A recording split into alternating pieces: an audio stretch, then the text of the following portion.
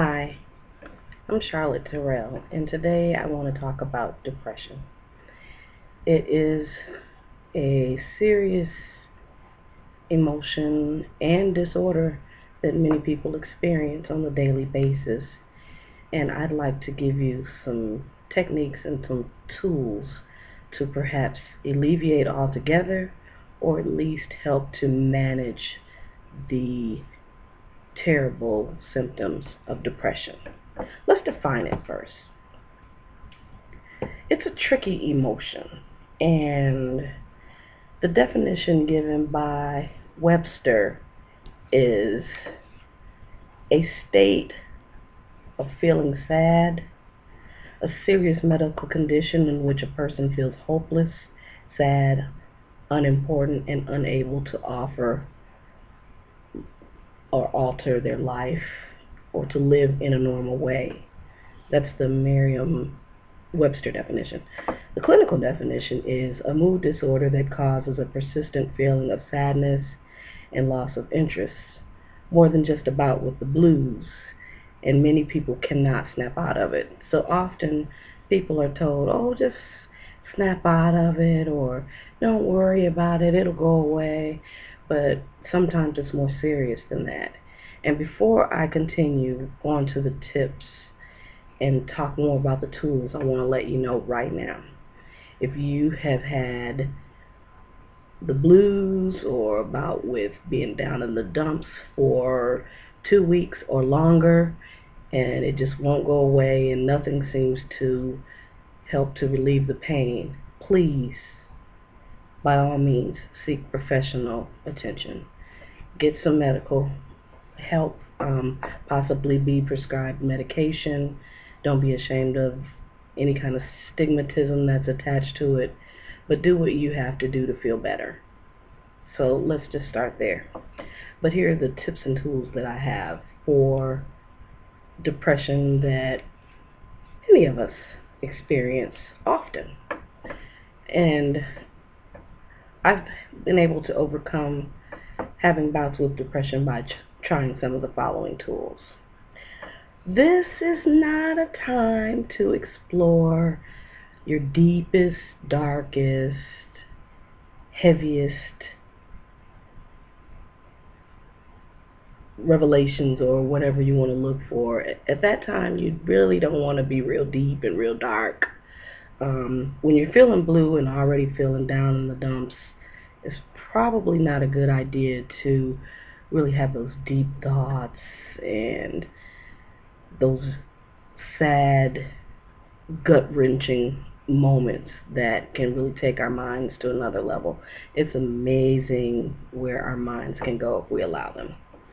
Also, it's a good idea at this time to avoid depressants of any kind, and that includes alcohol, cannabis, barbiturates, etc. Any types of drugs that are depressants or in the depressant categories are drugs that you want to avoid. And here's some reasons why. The short-term effects of a depressant cause depression. People really don't want to admit that, or they don't really want to deal with the fact, but it indeed causes depression. And if you are intoxicated and you do things outside of yourself or do things that you would not ordinarily do if you were not intoxicated, then you have to clean up all that you did while you were intoxicated, and you still have to deal with the problem when you come down from your high or from your intoxication, and you have to deal with the hangover. So it's really a good idea to kind of avoid those types of things when you're already down in the dumps. These are some other things that depressants cause, and that's fever, it slows brain function, it makes it difficult to urinate, slurs speech, gives you fatigue, lowered blood pressure, dizziness, confusion, poor concentration, disorientation, dilated pupils, addiction, sluggishness, slow pulse, and slow breathing. It also slows brain function and fever, if I haven't mentioned those two already. So you really have to be careful. Is it really worth that, or would you really just rather manage the emotion or the disorder of depression head on? Here are some tips that I also wanted to give you in addition to avoiding deep, dark things during the times of being depressed or experiencing the blues. But also you want to, as I stated before, avoid depressants. And here are some additional things that may be very helpful with helping to manage that depression that you feel sometimes. We all have experienced it, so don't be ashamed. Try to be around people, ideally people that know, love, and care about you.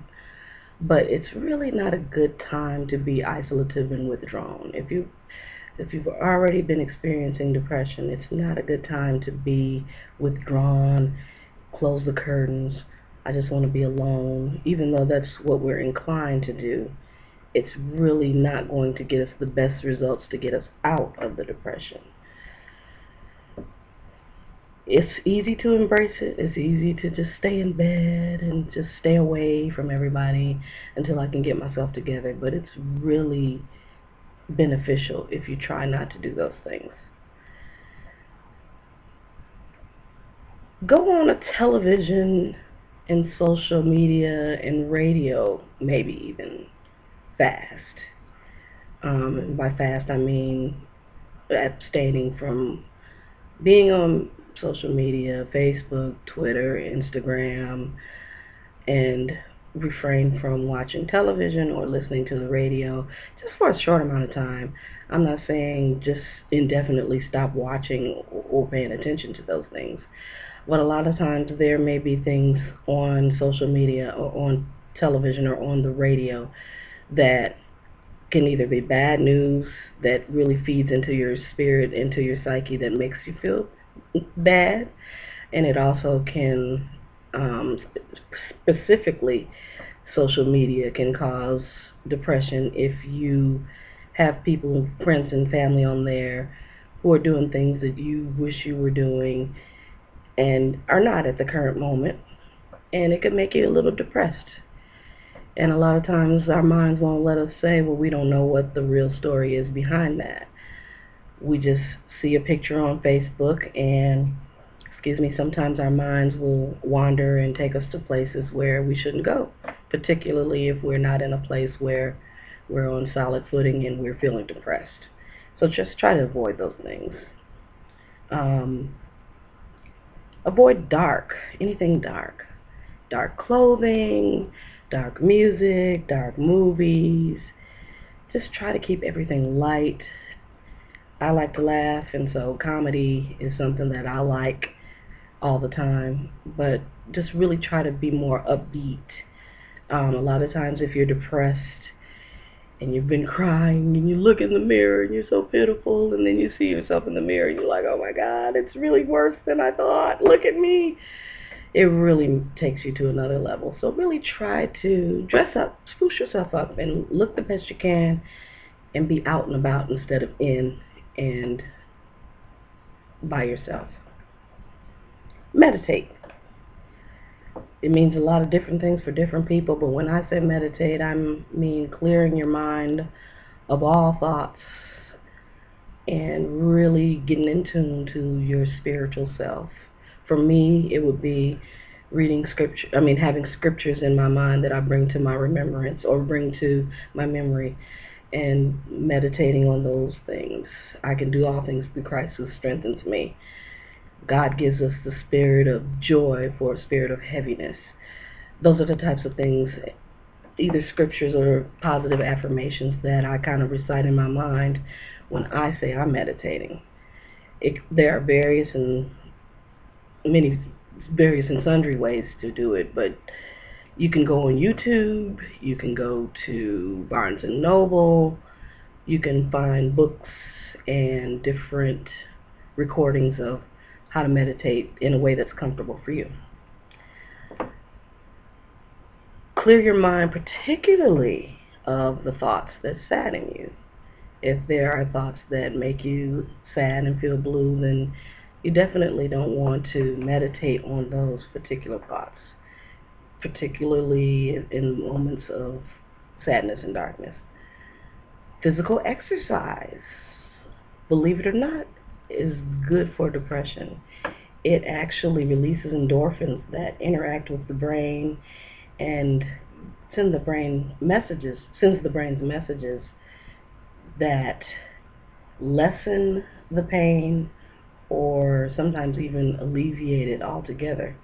Sometimes I've heard people say that they've exercised and forgotten all about their depressive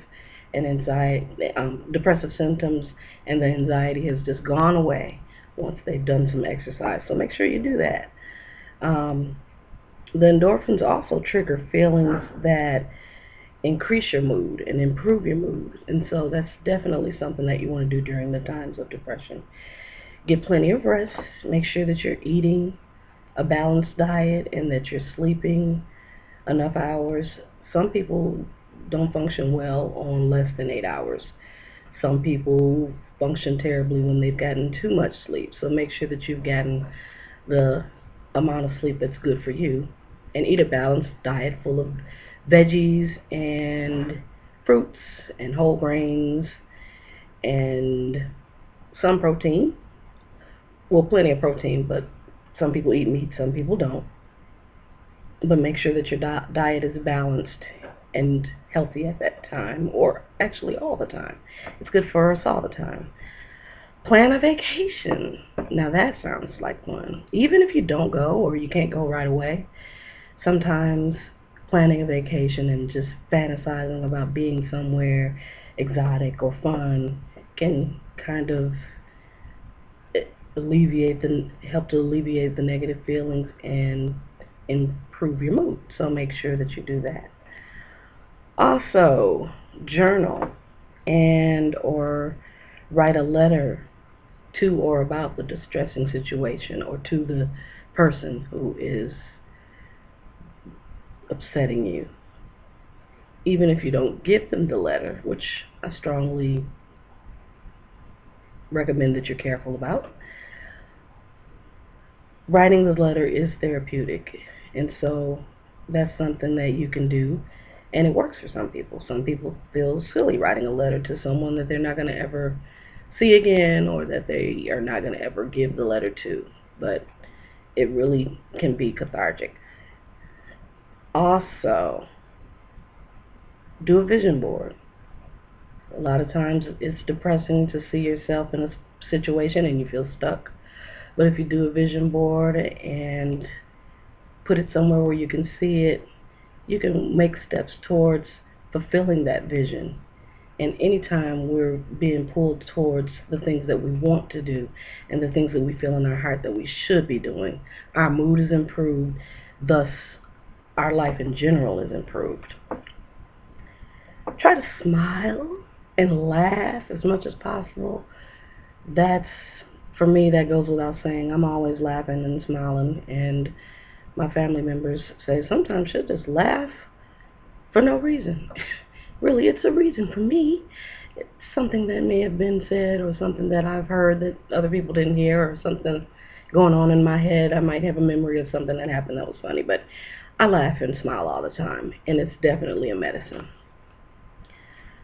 Talk to people in your support circle. Talk to them about what's going on and why you're sad and why you're upset. And even if it's just a listening ear, it always and also helps when you are talking to somebody that cares and loves you. Listen to upbeat music. I listen to music from all over the world. I grew up in a musical household, and there was always all types of music playing or being performed or that I was performing, and upbeat music always lifts your spirits. And music from all over the world, like calypso music and some of the reggae music, that upbeat music. How can you be depressed and hear that type of music? How can you eat ice cream and be depressed? That's another thing that I've told people to do. Just eat a bowl of ice cream. Eat some jelly and crackers. How can you be depressed when you're eating one of those guilty pleasures that is comfort food and that's fun for that moment. Also, give. If not the most important, it's one of the most important things, if not the most important thing. Give. Give to somebody else. Get you off your mind for a moment. Go do some charitable work. Go to your church or your synagogue and give of your time and of your energy. Help some neighbors, some elderly neighbors in the neighborhood, in the community, or help some youth that are at risk, even if it's just a quick, pull your pants up, boy, or something just outside of yourself to make the world a better place. Whenever we get ourselves off of our minds, and we concentrate on helping other people, that's an immediate lifter of our spirits.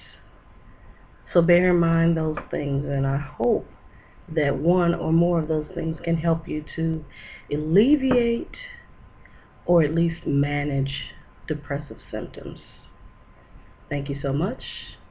I'm Scott-Terrell with Images Motivational Consultant Agency, and I look forward to working with you soon. Have a great day.